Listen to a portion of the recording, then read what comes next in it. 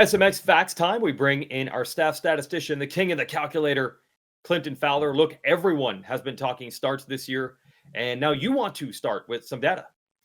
Yeah, they are getting more and more important.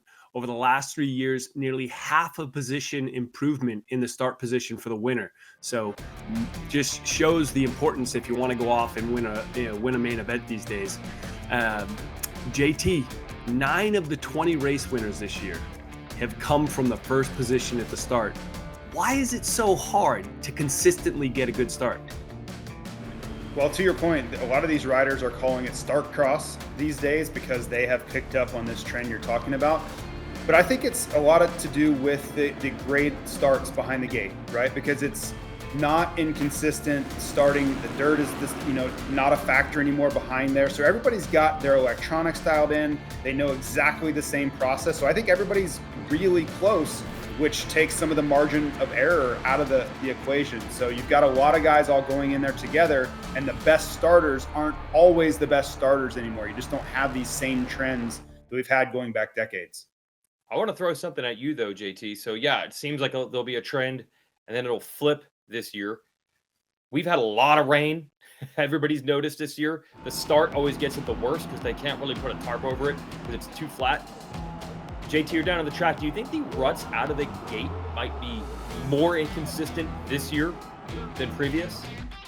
They definitely have been at certain rounds, and I've tried to report from some of those situations. Foxborough was that way. Birmingham was definitely that way. And you're just seeing deeper ruts, bigger bumps through the ruts. And riders are not necessarily choosing on position of where they want to be on the start. It's more of the condition of the dirt on the other side of the gate. And that's something that Ricky Carmichael always swore by. It was more condition over position. And if you could get off the grid and accelerate cleanly on the other side of the gate, that was going to give you a much better scenario for a good start than necessarily being in the exact spot you want if that condition on the other side of the gate is not very good. So, Clinton, going through your data, you found basically there's only been one, well, I guess you could classify as come from behind win this year in the 450 class.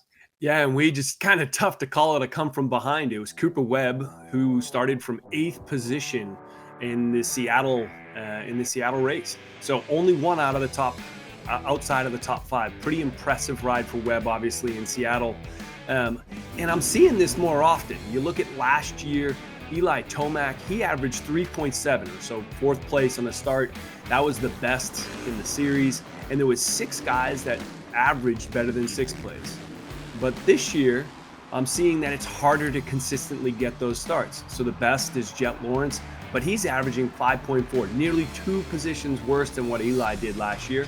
And there's only half the amount of riders that are 6th or better off the start. So consistency on the start also seems to be really difficult, right? Being able to be up front in that 1st, 2nd, 3rd position out of the start. So JT, what is it? What makes it so difficult to do consistent? Is it just everybody doing this?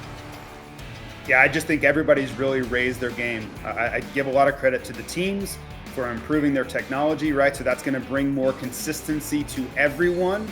And those great starters just don't have the prowess over the field that they used to have. So yes, can they still get a good start? Of course.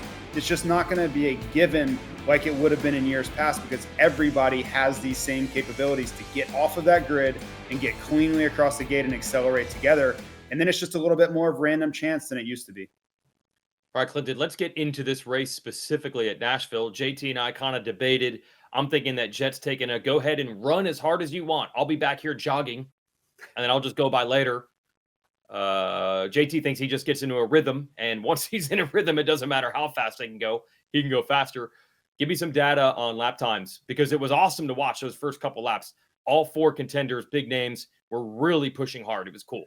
Yeah, I mean, really interesting to see that Eli Tomac came out and set the fastest lap of the entire main event on lap 4. He was definitely on it in the beginning of the race. He even said so himself on the podium. And he did so in the long rhythm lane where he was doing the triple out of that section.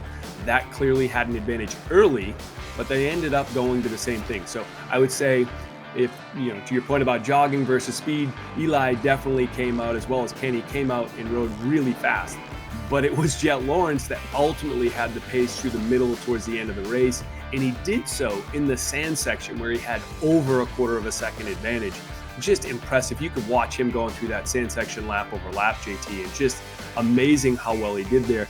The interesting part for me is we're seeing this more and more often this year where one guy in one segment just has such an advantage and he uses that to build a gap and to go off and get a victory.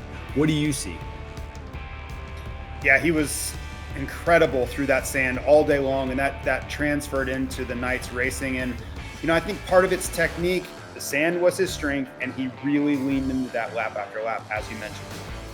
As we're talking about this, JT, I want to give a nod to you on the show, though. Yes, Tomac was awesome in some of these sections, but Jett did figure out some of the things they were doing, that triple before the whoops.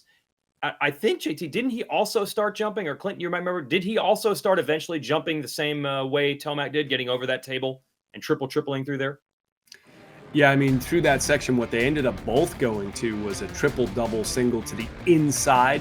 And actually, that looked to be, as the night progressed on, that looked to be the safer, fast route to get through that section. So they definitely, Jett and Eli definitely altered their course there in that section. Yeah, that's something to be said for that, how well he adapts. So we'll find out, I guess, Clinton, what segments will win and lose the race this weekend in Philadelphia. Here, I'm gonna give a hat tip to you. Maybe the reason we haven't seen one segment dominating the race before, because we didn't have you diving into the data like this in the past. So credit to you. It's possible. I guess so.